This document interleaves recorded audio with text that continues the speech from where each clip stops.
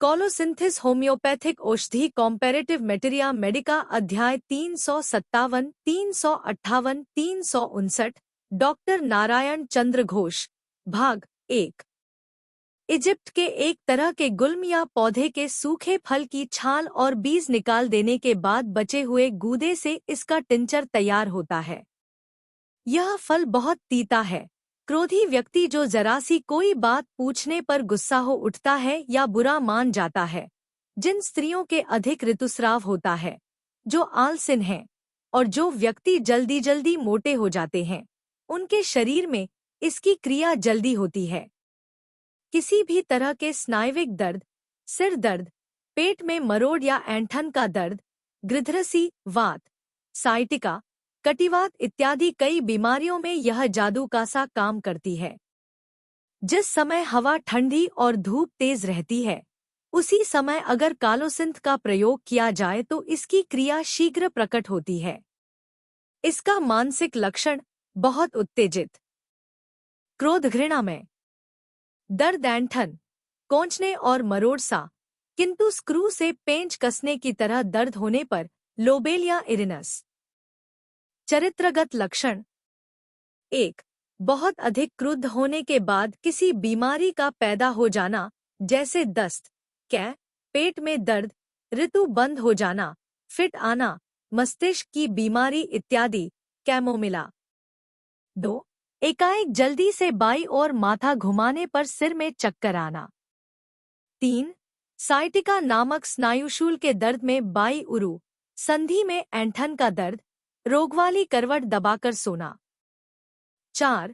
तीर या बिजली की गति की तरह दर्द, दर्द नीचे बाईं जांघ में, बाएं घुटने में और बाएं घुटने के पीछे वाले स्थान में चला जाना।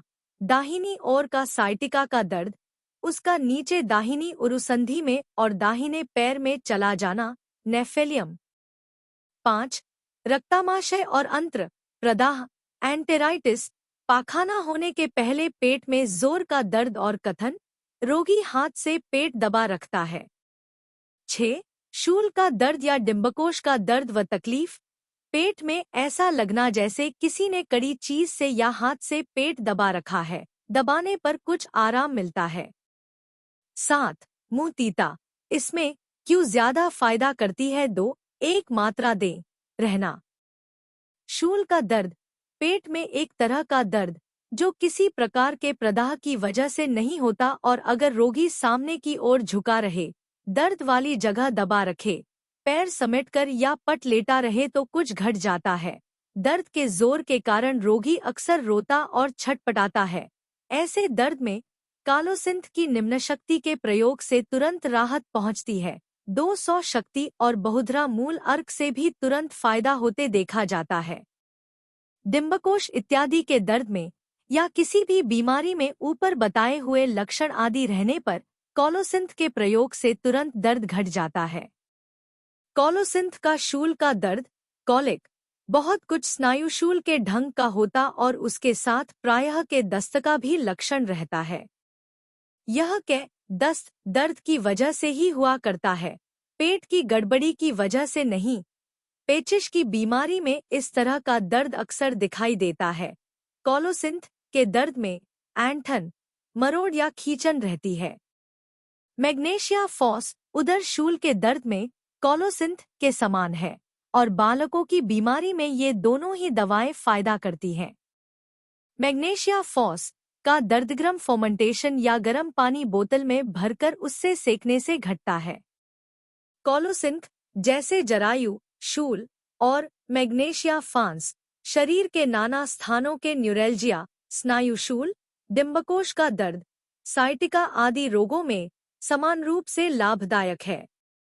कैमोमिला भी बहुत कुछ कोलोसिंथ के सदृश दवा है और ये दोनों ही दवाएं क्रोधजनित उदरशूल में व्यवहृत होती हैं।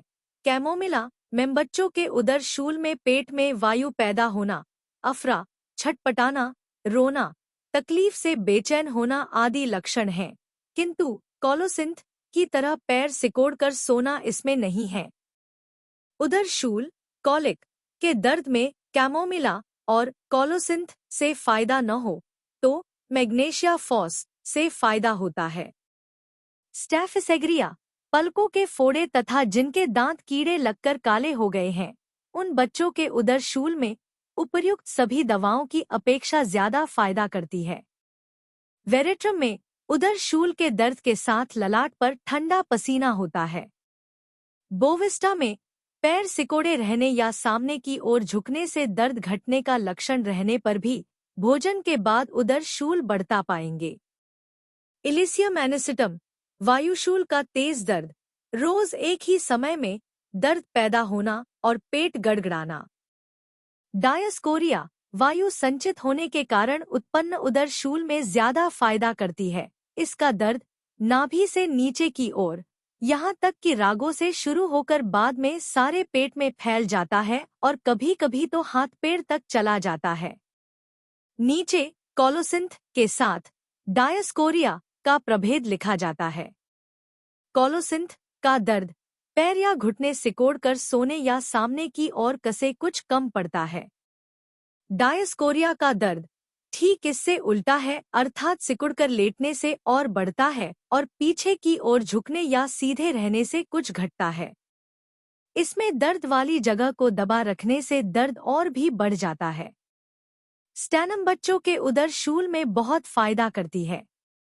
इसमें बच्चे के पेट को छाती पर रखकर पेट को दबाए हुए टहलने से दर्द घटता दिखाई देता है। कोलोसिंथ में पेट में दर्द होने पर बच्चा औंधा सोना चाहता है या सोता है और जब उसे चित लिटाया जाता है तो चिल्लाने लगता है। इसमें पहले मिचली नहीं रहती, किंतु जब दर्द उत्तरोत्तर बढ़ने लगता है तब जी मिचलाने लगता है और के होती रहती है। जब पेट खाली होता है तब सिर्फ ओकाई आती है। लगातार बहुत ही तकलीफदेह ओकाई आना, ओकना, मिचली व मन की अपेक्षा मिचली अधिक, इन लक्षणों में प्रायः एंटिमटाट 30 की 2 से 1 मात्रा प्रयोग करने से फायदा होता है। स्टैनम का दर्द खूब जोर से दबाने से कुछ घट जाता है। बच्चे का दिन रात रोना और इस रोने के लक्षण के सहारे बच्चों के उदरशूल में जेलापा दिया जाए तो बहुत फायदा होता है। एक पैर के तलवों में जलन के लक्षण को ध्यान में रखकर कॉलिक, उदरशूल हो या और कोई भी बीमारी हो, फिर चाहे वह कितनी ही जटिल क्यों न हो, सल्फर से फायदा हो सकता है। एनाकार्डियम अध्याय में अम्ल शूल का दर्द प्रकरण देखिए। द्रष्टव्य, मैंने 8-10 अम्लशूल के रोगियों को, जिनके पेट का कॉलिक अर्थात अम्लशूल का दर्द पेट दबाने से घटता था, रोज तीसरे पहर सवेरे या भोजन के 2-3 घंटे बाद शुरू होकर 4-5 घंटे तक बहुत तकलीफ देता था। प्रारंभ में लक्षणानुसार लाइकोपोडियम, डायस्कोरिया, नक्स, एनाकार्डियम, एबिस, सल्फर इत्यादि दवाएं दीं, किंतु कुछ भी फायदा न हुआ। अंत में स्टैनम 30 का प्रयोग करने से उनमें से कोई पहले ही सप्ताह में, कोई दूसरे सप्ताह में और कोई 3 से 4 सप्ताह में आरोग्य हो गया। इन सबको रोज सवेरे भोजन के 2-1 घंटा पहले खाली पेट में एक बड़ा गिलास भर के गर्म पानी और भोजन के बाद ही कच्चे नारियल का पानी या उसके अभाव में गर्म जल नींबू के रस के साथ पीने को दिया जाता था। Subscribe please.